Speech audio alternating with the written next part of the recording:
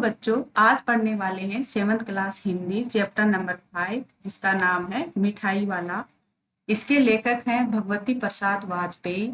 लेखक ने इस पाठ में एक ऐसे व्यक्ति की कहानी बताई है जो कि एक खिलौने वाला है और एक मूली वाला, उसके बाद एक मिठाई वाला। तो चलो करते हैं शुरुआत।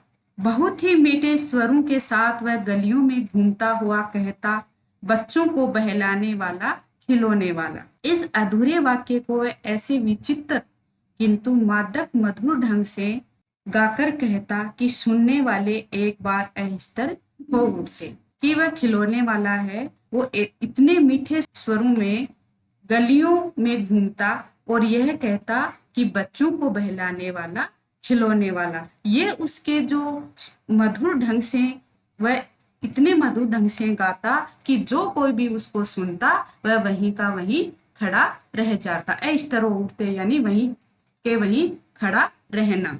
उसके स्नेहाभिषिक्त कंठ से फूटा हुआ गाना सुनकर निकट के मकानों में हलचल मच जाती। स्नेहाभिषिक्त का अर्थ होता है प्रेम से भरा हुआ, कि जो भी उसके प्रेम से भरे हुए कंठ से ये गाना सुनता, जिससे उसके मकानों में निकट यानी पास के मकानों में हलचल मच जाती।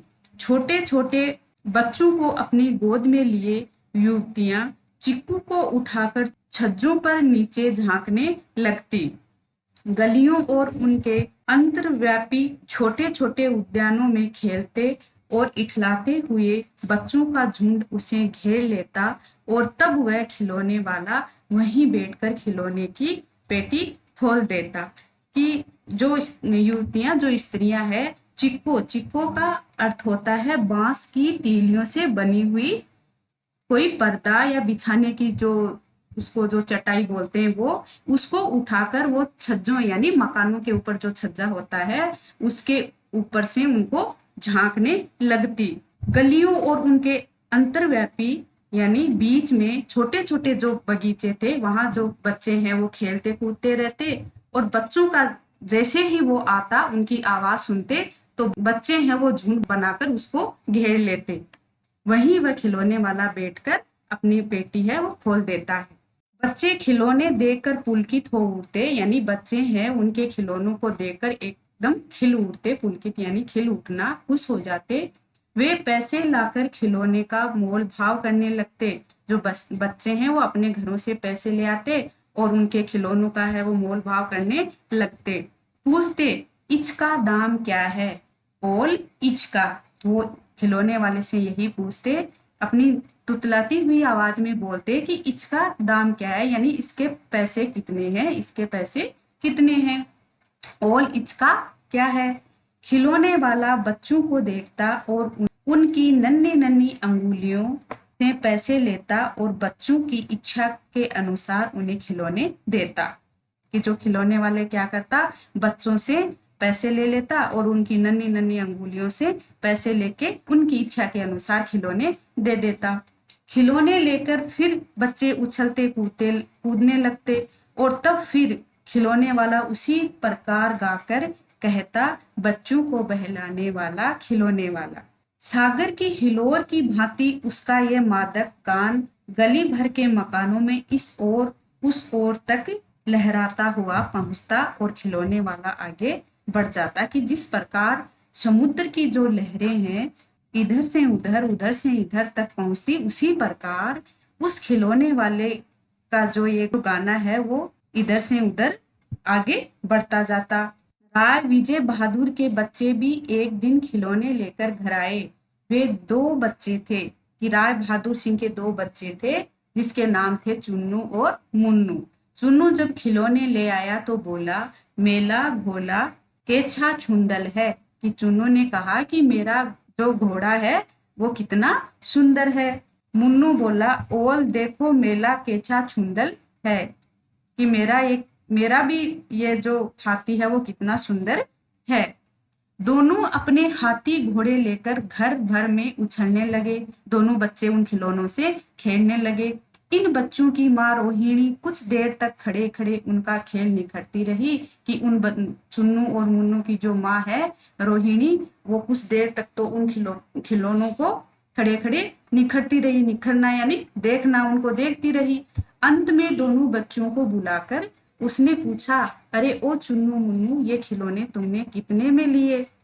अपने दोनों बच्चों को बुलाकर रोहिणी ने पूछा कि तुमने ये खिलौने कितने पैसे में लिए? तो मुन्नू बोला, 2 पैसे में। मुन्नू ने अपनी माँ को कहा कि 2 पैसे में, यानी 2 पैसे में लिया, खिलौने वाला दे गया है, कि खिलौने वाला दे गया। रोहिणी सोचने लगी, इतने सस्ते कैसे दे गया, कैसे दे गया ये तो वही जाने, लेकिन दे तो गया ही। इतना तो निश्चय है कि जो रोहिणी है वो अपने मन में सोचती है कि वह खिलौने वाले इतने सस्ते कैसे दे गया। फिर वह अपने मन में सोचती है कि कैसे दे गया ये तो वही जाने, लेकिन दे तो गया ही। एक जरा सी बात ठहरी, रोहिणी अपने काम में लग गई कि एक बार तो उन्होंने सोचा, फिर वह जो है वो अपने घर के काम काज में लग गई। फिर कभी उसे इस पर विचार करने की आवश्यकता भला क्यों पड़ती, कि फिर वो इसके बारे में ज्यादा क्यों सोचती, उसको कोई आवश्यकता ही नहीं पड़ी। फिर इसके बाद ऐसे करते करते 6 महीने बीत गए और 6 महीने के बाद नगर भर में 2-4 दिनों से एक मुरली वाले के आने का समाचार फैल गया। लोग कहने लगे, भाई वाह, मुरली बजाने में वह एक ही उस्ताद है। उस्ताद यानी निपुण है, माहिर है, कि बहुत ये मुरली बजाने में बहुत ही निपुण है। मुरली बजाकर गाना सुनाकर वह मुरली बेचता भी है, सो भी 2-2 पैसे में, कि वह मुरली भी बजाता है और गाना भी सुनाता है और मुरलियों को बेचता भी है, और वो भी 2-2 पैसे में। भला इसमें उसे क्या मिलता होगा? वह व्यक्ति सोच रहे हैं कि उससे इससे क्या मिलता होगा। मेहनत भी तो न आती होगी, कि इसके लिए उसको मेहनत भी लगती होगी। एक व्यक्ति ने पूछ लिया, कैसा है वह मुरली वाला? फिर एक दूसरे व्यक्ति से पूछा कि वह मुरली वाला कैसा है? मैंने तो उसे नहीं देखा। उत्तर मिला, उम्र तो उसकी अभी अधिक न होगी, यही 30-32 का होगा। दुबला पतला गोरा युवक है, बीकानेरी रंगीन साफा बांधता है। वही तो नहीं जो पहले खिलौने बेचा करता था। फिर उस व्यक्ति ने कहा कि वही व्यक्ति तो नहीं है जो पहले यहाँ खिलौने बेचने आता था। क्या वह पहले खिलौने भी बेचा करता था? तो फिर वो व्यक्ति उससे पूछता है कि क्या ये पहले खिलौने भी बेचा करता था? हाँ, जो आकार प्रकार तुमने बतलाया है, कि यानी तुमने उसके बारे में जो उनकी वेशभूषा, उनका आकार प्रकार बताया है, उसे तो ऐसा ही लगता है। उसी प्रकार वह भी ऐसा ही था। वही तो वही होगा, पर भाई वह एक उस्ताद। प्रतिदिन इसी प्रकार उस मुरली वाले की चर्चा होती, कि प्रतिदिन प्रत्येक दिन इसी प्रकार उस मुरली बेचने वाले की बातचीत होती रहती, चर्चाएं होती। प्रतिदिन नगर की प्रत्येक गली में उसका मादक मृदुल स्वर सुनाई पड़ता, बच्चों को बहलाने वाला मुरलिया वाला। कि उसके बाद प्रत्येक दिन उसका मादक मृदुल स्वर यानी मधुर स्वर सुनाई पड़ता। वो क्या बोलता कि बच्चों को बहलाने वाला मुरलिया वाला। रोहिणी ने भी मुरली वाले का ये स्वर सुना, तुरंत ही उसे खिलौने वाले का स्मरण हो आया। कि जैसे ही रोहिणी ने उसका ये स्वर सुना तो उसने उस खिलौने वाले का याद हो आई, उसका स्मरण हो गया। उसने मन ही मन कहा, खिलौने वाला भी इसी तरह गा गा कर खिलौने बेचा करता था।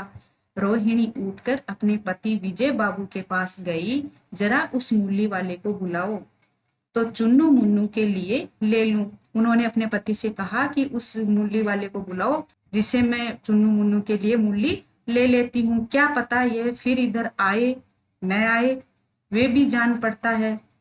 पार्क में खेलने निकल गए हैं, कि बच्चे तो हैं वो पार्क में खेलने निकल गए। विजय बाबू एक समाचार पत्र पढ़ रहे थे, कि विजय बाबू है वो अखबार पढ़ रहे थे। उसी तरह उसे लिए हुए वे दरवाजे पर आकर मुरली वाले से बोले, कि अखबार पढ़ते पढ़ते उन्होंने उसको ही हाथ में लेकर दरवाजे पर आकर मुरली वाले से बोले कि क्यों भाई, किस तरह देते हो मुरली?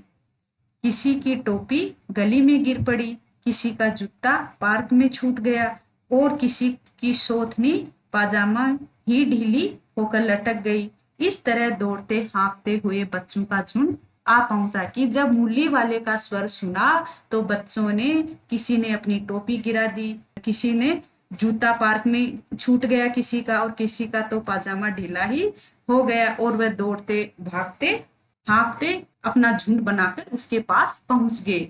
एक स्वर में वह बोल उठे, एक साथ बोल उठे, हम भी ले दे मूली और हम भी ले दे मूली, की हम भी मूली लेंगे, हम भी मूली लेंगे। तो मूली वाला हर्ष गदगद हो उठा, यानी मूली वाला है वो खुश होकर बोला, सबको देंगे भैया, लेकिन जरा रुको, ठहरो, एक केक को देने दो, अभी इतनी जल्दी हम कहीं लौट थोड़ी जाएंगे, कि आप रुक जाओ थोड़ी देर, हम इतनी जल्दी लौट कर नहीं जाएंगे, बेचने तो आए ही हैं, और है भी इस समय मेरे पास एक दो नहीं, पूरी 57। मूली वाले ने कहा कि मेरे पास एक दो मूलियां नहीं है, मेरे पास पूरी 57 मूलियां है, और मैं इसको बेचने ही आया हूँ। हाँ बाबूजी, क्या पूछा था आपने? फिर मूली वाला है वो विजय बाबू को पूछता है कि हाँ बाबूजी, आपने क्या पूछा था, कितने में दी? दी तो वैसे 3-3 पैसे के हिसाब से है। मूली वाले ने कहा कि वैसे तो हमने 3-3 पैसे के हिसाब से दिए, पर आपको 2-2 पैसे में ही दे दूंगा। विजय बाबू भीतर बाहर दोनों रूपों में मुस्कुरा दिए, मन ही मन कहने लगे, कैसा है, देता तो सबको इसी भाव से है, पर मुझ पर उल्टा एहसान लाद रहा है। विजय बाबू अपने मन में सोचता है कि देता तो सबको इसी भाव से है, पर मुझको ये उल्टा एहसान लाद रहा है मेरे पे, कि औरों को तो मैंने 3-3 पैसे में दिया है, पर आपको 2-2 पैसे में दे दूंगा, ये मुझ पर एहसान लाद रहा है। फिर बोले, तुम लोगों की झूठ बोलने की आदत होती है। विजय बाबू ने मूली वाले से कहा कि तुम लोगों की तो झूठ बोलने की आदत होती है, देते होंगे सभी को 2-2 पैसे में, पर एहसान का बोझ मेरे ही ऊपर लाद रहे हो। मूली वाला एकदम अप्रतिम्ब हो उठा। अप्रतिम्ब का अर्थ होता है उदास, दुखी हो उठा, उदास हो गया, कि मूली वाला एकदम उदास हो गया और बोला, आपको क्या पता बाबूजी कि इनकी असली लागत क्या है? ये तो ग्राहकों का दस्तूर होता है। दस्तूर का अर्थ होता है नियम, कि ये तो ग्राहकों का नियम होता है कि दुकानदार चाहे हानि उठाकर चीज क्यों न बेचे, पर ग्राहक यही समझते हैं कि दुकानदार मुझे लूट रहा है। आप भला काहे को विश्वास करेंगे? ये मूली वाला है वो विजय बाबू से कह रहा है कि आप क्यों विश्वास करेंगे, लेकिन सच पूछिए तो बाबूजी, असली दाम 2 ही पैसा है। आप कहीं से 2 पैसे में ये मूली नहीं पा सकते, कि कहीं से भी आप 2 पैसे में मूली नहीं ला सकेंगे। मैंने तो पूरी 1000 बनवाई है, कि मैंने तो एक साथ 1000 मूलियां बनवाई है, इसलिए ये इस भाव में पड़ी है। विजय बाबू बोले, अच्छा मुझे ज्यादा वक्त नहीं, जल्दी से दो फोन निकाल दो, कि जल्दी से 2 मूलियां दे दो। 2 मूलियां लेकर विजय बाबू फिर मकान के भीतर पहुंच गया। मूली वाला देर तक उन बच्चों के झुंड में मूलियां बेचता रहा, कि विजय बाबू तो 2 मूलियां लेकर अपने घर पहुंच गया, और जो मूली वाला है वो उन बच्चों के झुंड में मूलियां बेचता रहा। उनके पास कई रंग की मूलियां थी। बच्चे जो रंग पसंद करते, मूली वाला उसी रंग की मूली निकाल के दे देता। ये बड़ी अच्छी मूली है, तुम यही ले लो बाबू। राजा बाबू, तुम्हारे लायक तो बस ये है। हाँ भाई, तुमको वही देंगे, ये लो। तुमको वैसी न चाहिए, नारंगी रंग की? अच्छा वही लो। ले आए पैसे? मूली वाले ने एक बच्चे से कहा कि ले आए पैसे। अच्छा ये लो, तुम्हारे लिए मैंने पहले से ये निकाल रखी थी। तुमको पैसे नहीं मिले? कि मूली वाले ने उस बच्चे को कहा कि तुमको पैसे नहीं मिले, तुमने अम्मा से ठीक तरह मांगे न होंगे, कि धोती पकड़कर पैरों में लिपटकर अम्मा से पैसे मांगे जाते हैं। मूली वाले ने उस बच्चे से कहा कि मूली के लिए तुमने पैसे नहीं लाए हो तो अपनी अम्मा से इस तरह पैसे मांगा करो, धोती पकड़कर पैरों में लिपटकर अम्मा से पैसे मांगे जाते हैं। बाबू, हाँ फिर जाऊं? कि तो फिर मैं जाता हूँ, अब की बार मिल जाएंगे, कि शायद अब की बार मुझे पैसे मिल जाएंगे। दुअन्नी है तो क्या हुआ, ये लो पैसे वापस लो। कि उस बच्चे ने कहा कि दुअन्नी ही है। तो मूली वाले ने कहा तो क्या हुआ, ये पैसे हैं वो वापस लो, ठीक हो गया ना हिसाब, की हिसाब ठीक हो गया, मिल गए पैसे। देखो मैंने तरकीब बताई। तो मूली वाले ने कहा कि देखो मैंने उपाय बताया था, पैसे माँ से लेने का एक उपाय बताया था, तरकीब यानी उपाय। अच्छा, अब तो किसी को नहीं लेना है, बस ले चुके। तुम्हारी माँ के पास पैसे नहीं हैं? मूली वाले ने उस बच्चे से कहा कि तुम्हारी माँ के पास पैसे नहीं है। अच्छा, तुम भी ये लो। तो फिर मूली वाले ने उसको मूली दे दी। अच्छा, तो मैं अब चलता हूँ। इस तरह मूली वाला फिर आगे बढ़ गया। आज अपने मकान में बैठी हुई रोहिणी मूली वाले की सारी बातें सुनती रही। आज भी उसने अनुभव किया, बच्चों के साथ इतने प्यार से बातें करने वाला फेरी वाला पहले कभी नहीं आया। कि जो रोहिणी है वो अपने मकान में बैठी बैठी सोच रही है और उस मूली वाले की सारी बातें सुन रही है। तो उन्होंने ये सोचा कि आज भी बच्चों के साथ इतने प्यार से बातें करने वाला जो ये फेरी वाला पहले कभी नहीं आया। फिर वह सौदा भी कैसा सस्ता बेचता है, फिर भला आदमी जान पड़ता है। वह अपने मन में सोचती है कि ये तो कोई भला आदमी जान पड़ता है। समय की बात है कि जो बेचारा इस तरह मारा मारा फिरता, पेट जो न कराए सो थोड़ा। इसी समय मूली वाले का क्षीण स्वर दूसरी निकट की गली से सुनाई पड़ा। कि ऐसा सोचते सोचते उसी समय मूली वाले का जो क्षीण यानी धीमा धीमा स्वर है वो दूसरी की गली में सुनाई पड़ा। बच्चों को बहलाने वाला, मूलियां वाला। रोहिणी इसे सुनकर मन ही मन कहने लगी, वह रोहिणी है वो इनकी जो ये मधुर स्वर है वो सुनकर अपने मन में सोचने लगी और कहने लगी, और स्वर कैसा मीठा है कि इनका जो ये बोलने का स्वर है वो कितना मीठा है। इसका बहुत दिनों तक रोहिणी को मूली वाले का वह मीठा स्वर और उसकी बच्चों के प्रति स्नेह शक्ति बातें याद आती रही। महीने के महीने आए और चले गए। कि ये बातें उनको याद आती रही और कई महीने बीत गए। कि जब तक मूली वाला कई महीनों तक नहीं आया तो उनको जो ये रोहिणी याद करती थी मूली वाले को, तो उसकी भी धीरे धीरे जब वह नहीं आया कई महीनों तक तो उनकी जो याद है वो धीरे धीरे कम होती चली गई। 8 मास बाद, उसके बाद 8 महीने बीत गए और 8 महीनों के बाद सर्दी के दिन थे। रोहिणी स्नान करके मकान की छत पर चढ़कर अजानुलंबित केश राशि सुखा रही थी। अजानुलंबित का अर्थ होता है घुटनों तक के लंबे बाल। वो रोहिणी सर्दी के दिन थे और रोहिणी स्नान करके आई, नहाकर आई और अपने मकान की छत के ऊपर चढ़कर अपने लंबे बालों को सुखा रही थी। इस समय नीचे की गली में सुनाई पड़ा, बच्चों को बहलाने वाला, मिठाई वाला। कि उस समय उसको नीचे की गली में ये स्वर सुनाई पड़ा कि बच्चों को बहलाने वाला, मिठाई वाला।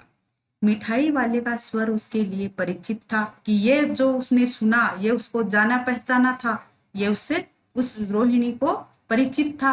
झट से रोहिणी नीचे उतर आई। कि फटाफट रोहिणी है वो नीचे उतरी। उस समय उसके पति मकान में नहीं थे। हाँ, उनकी वृद्धा दादी थी। कि जब वह ऊपर से नीचे उतरी तो मकान में उसके पति नहीं थे पर उसकी दादी थी। रोहिणी उनके निकट आकर बोली, दादी, चुन्नू मुन्नू के लिए मिठाई लेनी है, जरा कमरे में चलकर ठहराओ, मैं इधर कैसे जाऊं। कि रोहिणी ने कहा कि दादी, उस मिठाई चुन्नू मुन्नू के लिए मिठाई लेनी है, उस मिठाई वाले को बुलाओ, मैं उधर कैसे जाऊं, कि मैं बाहर कैसे जाऊं, कोई आता न हो, जरा हटकर मैं चिक की ओट में बैठी रहूंगी। कि आप उनको बुला लो, चुन्नू मुन्नू के लिए मिठाई ले लेंगे। कि मैं तो किसी चिक यानी कोई दरवाजा या गेट की ओट यानी आड़ आड़ में बैठी रहूंगी। दादी उठकर कमरे में आकर बोली, ए मिठाई वाले, इधर आना। मिठाई वाला निकट आ गया, बोला, कितनी मिठाई दूं माँ? ये नई तरह की मिठाइयां है, रंग बिरंगी, कुछ कुछ खट्टी, कुछ कुछ मीठी, जायकेदार। जायकेदार यानी बहुत ही स्वादिष्ट, बड़ी देर तक मुंह में टिकती है। कि यह जो मिठाई है वो बहुत देर तक मुंह में रहती है, जल्दी नहीं घुलती। बच्चे बड़े चाव से, बड़े रुचि से इसको चूसते हैं। इन गुणों के सिवा ये खांसी भी दूर करती है। कि ये तो इन मिठाइयों में गुण है ही, इनके अलावा इनसे खांसी भी दूर होती है। कितनी दूं? मिठाई वाले ने कहा कि कितनी दूं? चपटी, गोल, पहलदार गोलियां हैं, पैसे की 16 देता हूँ। कि 1 पैसे की 16 गोलियां देता हूँ। दादी बोली, 16 तो बहुत कम होती है, भला 25 तो देते। कि दादी ने कहा कि 16 तो बहुत कम होती है, आप 25 तो दे देते। मिठाई वाला, नहीं दादी, अधिक नहीं दे सकता, इतना भी देता हूँ, ये अब मैं तुम्हें क्या खैर में अधिक न दे सकूंगा, मिठाई वाले ने उनको कहा। रोहिणी दादी के पास ही थी, हीरोइनी है वो दादी के पास ही थी, बोली दादी फिर भी काफी सस्ता दे रहा है, कि दादी ये तो फिर भी काफी सस्ता दे रहा है, 4 पैसे की ले लो, ये पैसे रहे। मिठाई वाला मिठाइयां गिनने लगा, कि रोहिणी ने उनको 4 पैसे दादी को दे दिए और कहा कि 4 पैसे की ले लो। मिठाई वाला है जो मिठाइयां गिनने लगा, तो 4 की दे दो, अच्छा 25 नहीं सही 20 ही दो। दादी कह रही है उनको, अरे हाँ मैं बूढ़ी हुई मोल भाव, अब मुझे ज्यादा करना आता भी नहीं, कि उन्होंने मिठाई वाले से कहा कि मुझे मोल भाव ज्यादा करना नहीं आता है। कहते हुए दादी के पोपले मुंह से जरा सी मुस्कुराहट फूट पड़ी। पोपले मुंह यानी जिस मुंह में दांत न हो, तो उस मुंह पर दादी की मुस्कुराहट है वो फूट निकली। रोहिणी ने दादी से कहा, दादी इससे पूछो तुम इस शहर में और कभी भी आए थे। रोहिणी ने दादी से कहा कि मिठाई वाले से पूछो कि क्या आप इस शहर में पहले भी कभी आए थे, या पहली बार ही आए हो, यहाँ के निवासी तो तुम हो नहीं। दादी ने इस कथन को दोहराने की चेष्टा की, कि जैसे ही दादी ने यह कथन उनको कहने की कोशिश की, कि मिठाई वाले ने उत्तर दिया, पहली बार नहीं और भी कई बार आ चुका हूँ। रोहिणी चिक्की आड़ से बोली, कि जो रोहिणी पीछे आड़ में छुप रही थी उससे बोली कि पहले यही मिठाई बेचते हुए आए थे, या और कोई चीज लेकर के, या कि पहले आप ये मिठाई बेचने आए थे या कोई और चीज भी लेकर आए थे। मिठाई वाला हर्ष, संशय और विस्मयादि भावों में डूबकर बोला। हर्ष यानी खुशी, संशय यानी संदेह, विस्मयादि यानी आश्चर्य भावों में डूबकर बोला, इससे पहले मूली लेकर आया था, इससे पहले मैं मूली लेकर आया था, और उससे भी पहले मैं खिलौने लेकर। रोहिणी का अनुमान ठीक निकला। अब तो वह उससे और कुछ बातें पूछने की ऐश उठी, कि अब तो उनको उसका अनुमान ठीक लगा और उससे वह कुछ और बातें पूछने के लिए वहीं खड़ी रही। वह बोली, इन व्यवसायों में भला तुम्हें क्या मिलता होगा। वह बोला, मिलता भला क्या है, यही खाने भर को मिल जाता है, कभी नहीं भी मिलता, पर हाँ संतोष धीरज कभी कभी असीम सुख जरूर मिलता है, और यही मैं चाहता हूँ। ये मिठाई वाले ने रोहिणी को कहा। सो कैसे, तो रोहिणी ने कहा कि वो कैसे, वह भी बताओ। अब व्यर्थ उन बातों की क्यों चर्चा करूं, मिठाई वाले ने कहा कि अब बेकार ही उन बातों की क्यों चर्चा करूं, उन्हें आप जाने ही दें, उन बातों को सुनकर आपको दुख ही होगा। जब इतना बताया है, रोहिणी ने मिठाई वाले से कहा कि जब आपने इतना ही बताया है तब और भी बता दो, मैं बहुत उत्सुक हूँ, कि मैं ये आपकी जो बात सुनने के लिए, बात जानने के लिए बहुत ही उत्सुक, यानी जानने की इच्छा है मेरी, कि बहुत ही मैं इसके लिए उत्सुक हूँ, तुम्हारा हर्जा न होगा। मिठाई मैं और भी ले लूंगी, आपकी जो मिठाई है मैं और ले लूंगी। अतिशय गंभीरता के साथ मिठाई वाले ने कहा, मैं भी अपने नगर का एक प्रतिष्ठित आदमी था। फिर उन्होंने अपनी जो मिठाई वाला है उन्हें गंभीरता के साथ कहा कि मैं भी अपने नगर का एक जाना माना आदमी था, प्रतिष्ठित आदमी था। मकान, व्यवसाय, यानी मेरे पास सब कुछ थे, मकान थे, व्यवसाय था, गाड़ी घोड़े नौकर चाकर सभी कुछ था, स्त्री थी, छोटे छोटे 2 बच्चे भी थे, मेरा वह सोने का संसार था, बाहर संपत्ति का वैभव था, भीतर सांसारिक सुख था, स्त्री सुंदर थी, मेरी प्राण थी। यानी जो मिठाई वाला है वो उस रोहिणी को अपने बारे में बता रहा है कि मेरे पास सब कुछ था। बच्चे ऐसे सुंदर, मिठाई वाले ने कहा कि बच्चे ऐसे सुंदर थे जैसे सोने के सजीव खिलौने, उनकी अटखेलियां के मारे घर में कोलाहल मचा रहता था। कोलाहल यानी शोर शराबा मचा रहता था। समय की गति यानी समय का कोई भरोसा नहीं है, विधाता की लीला अब कोई नहीं, कि अब तो कोई नहीं है। दादी प्राण तो निकाले नहीं निकले, इसलिए अपने उन बच्चों की खोज में निकला हूँ कि वे सब अंत में होंगे तो यही कहीं। उन्होंने दादी को रोहिणी को कहा कि मैं मेरे बच्चों की खोज में निकला हूँ और मैं ये सोच रहा हूँ कि ये सब यहीं कहीं होंगे, कहीं जन्मे होंगे। उस तरह रहता, घुल घुल कर मरता, इस तरह सुख संतोष के साथ करूंगा कि उसकी याद में मैं घुट घुट कर जीता। उससे तो अच्छा है कि मैं सुख और संतोष के साथ मरूंगा। इस तरह के जीवन में कभी कभी अपने उन बच्चों की एक झलक सी मिल जाती है कि मैं जब इन बच्चों को देखता हूँ तो मुझे मेरे बच्चों की एक झलक सी मुझे मिल जाती है। ऐसा जान पड़ता है कि जैसे इन्हीं में मेरे बच्चे हैं, वह उछल उछल कर हंस खेल रहे हैं। पैसों की कमी थोड़ी ही है कि मेरे पास पैसों की कोई कमी नहीं है। आपकी दया से पैसे तो काफी हैं। जो नहीं है इस तरह उसी को पा जाता हूँ कि जो मेरे पास नहीं है मैं उसी को पाने के लिए आता हूँ। रोहिणी ने रोहिणी ने अब मिठाई वाले की ओर देखा। उसकी आंखें आंसुओं से तर है। इसी समय चुन्नू मुन्नू आ गए। रोहिणी से लिपटकर उसका आंचल पकड़कर बोले, माँ मिठाई। कि जिस तरह है रोहिणी मिठाई वाले से बात कर रही थी उसी समय उसके दोनों बच्चे आ गए, चुन्नू और मुन्नू, और उन्होंने रोहिणी से लिपटकर कहा कि मुझे अम्मा मिठाई चाहिए, मुझसे लो। मिठाई वाले ने कहा कि मुझसे ले लो। ये कहकर तत्काल तुरंत ही कागज की 2 पुड़ियां मिठाइयों से भरी मिठाई वाले ने चुन्नू मुन्नू को दे दी।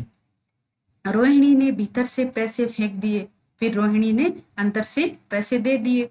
मिठाई वाले ने पेटी उठाई और कहा, अब इस बार ये पैसे न लूंगा।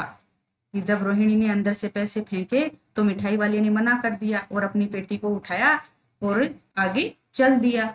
दादी बोली, अरे अरे, न न अपने पैसे लिए जा। दादी ने कहा कि अपने पैसे लेते जाओ भाई। अब तक आगे फिर सुनाई पड़ा। उसके बाद आगे फिर सुनाई पड़ा उसी प्रकार मादक मृदु स्वर में, कि उसी प्रकार मधुर स्वर में बच्चों को पहलाने वाला मिठाई वाला। अगर ये वीडियो आपको अच्छा लगा हो तो इसे लाइक, शेयर और सब्सक्राइब करना ना भूलें। Thank you.